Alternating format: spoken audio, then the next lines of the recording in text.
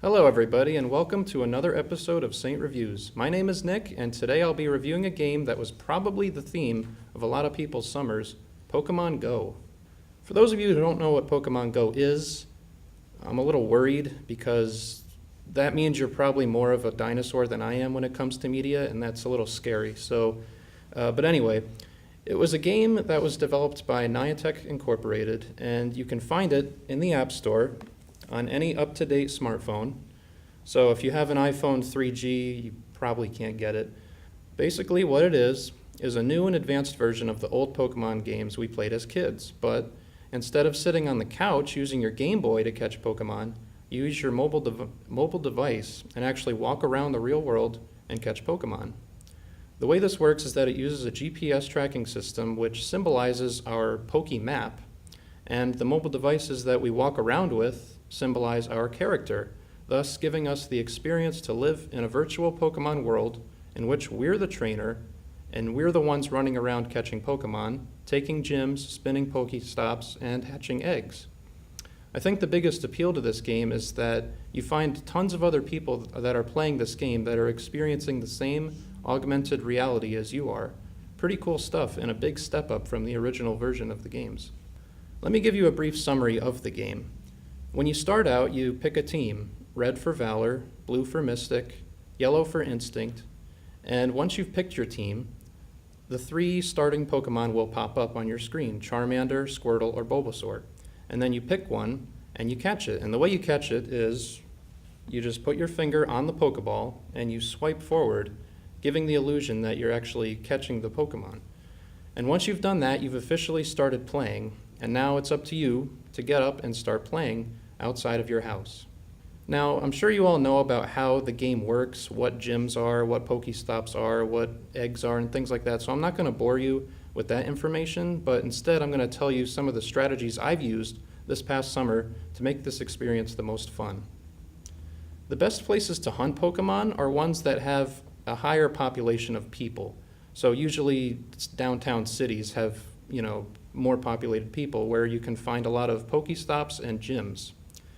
The game will recognize this and spawn a more diverse amount of Pokemon than you're usually catching. Like, you're not going to catch as many Pidgeys, Weedles, Rattatas, and Caterpies. You're going to find some of the cooler stuff.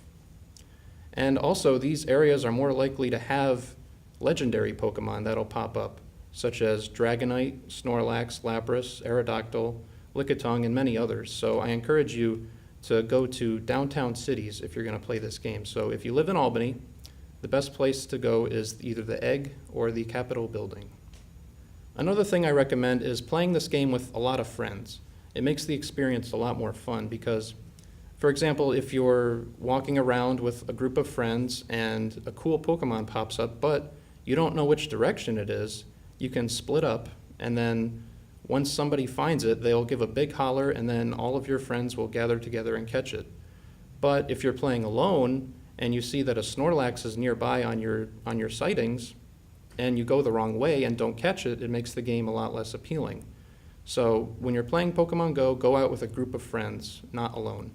Because not only will you enjoy the game more, but also in those moments where there's a lot of dead air and no Pokemon around, you can still chat with your friends and have a good time.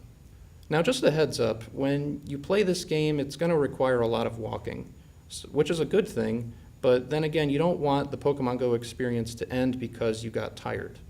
That's why it's best to play in an area where there's a higher likelihood of lures being put up on Pokestops. Lures, what lures are is what they allow you to catch Pokemon without moving at all.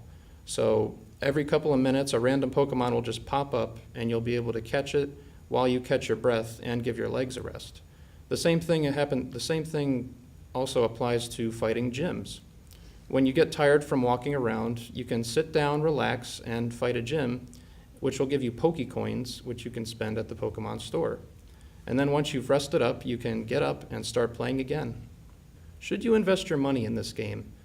The app itself is free, but if you want to get the most out of the game, you might have to spend some money. But like I said before, you can still get Pokecoins by fighting gyms, and then you can use these Pokecoins to buy cool stuff in the store.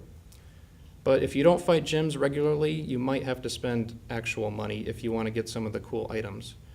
But I recommend only spending money on egg incubators, lucky eggs, incense, or lures. Do not spend your money on Pokeballs. It's extremely foolish because you can just go downtown, do a couple blocks around, spin the Pokestops, and within about an hour, you'll probably have enough Pokeballs to last you a week. So it's really foolish to spend your money on Pokeballs. Now, the game is great and all. It's got a lot of positive reviews, but I just want to point out that it does have some issues. Unfortunately, there have been instances where people play the game and put up lures at Pokestops not to lure Pokemon, but to lure people in order to steal their phones, money, and whatever possessions they have on them. So if you're playing the game and you see a lure on a Pokestop, just remain cautious, especially if it's a lure in a really sketchy neighborhood and also if nobody's around. So be careful of that. And also with the winter weather coming here in Albany, it's not likely we're going to be seeing a lot of people playing Pokemon Go until next year, so we're not going to be seeing as many people playing. So the popularity might go down, but because of its popularity over the summer, I don't think the game is going anywhere. So be prepared for more updates, including trading, player versus player battles, Mewtwo, and of course all of the other Pokemon from different generations of games. But that's all the time we have for now. Thank you for tuning in. My name is Nick, and we'll see you next week on another episode of Saint Reviews.